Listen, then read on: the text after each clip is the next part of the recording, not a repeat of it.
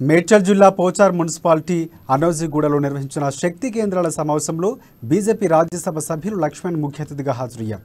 రాష్ట్రంలో బీఆర్ఎస్ పార్టీతో ప్రజలు ఎన్నో ఇబ్బందులు ఎదుర్కొంటున్నారని లక్ష్మణ్ అన్నారు. కేంద్ర ప్రభుత్వం గ్రామాలకు ఇచ్చిన నిధులు కూడా రాష్ట్ర ప్రభుత్వం పక్కదారి పట్టిస్తుందని తెలిపారు. రాష్ట్ర ప్రభుత్వం చేస్తున్న అరాచకాలు ప్రజల్లోకి తీసుకువెళ్లే బాధ్యత శక్తి కేంద్రాలదని స్పష్టం చేశారు లక్ష్మణ్.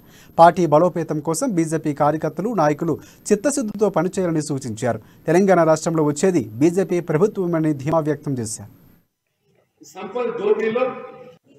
ఆ రకంగా ఏప్రిల్ మాసం లోపల ప్రతి ఇంటిని కార్యకర్తలు కలిసి ప్రజల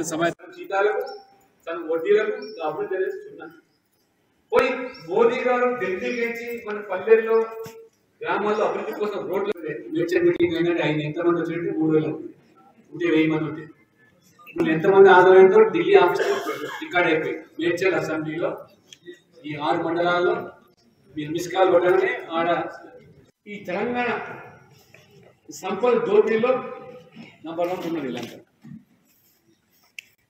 కాబట్టి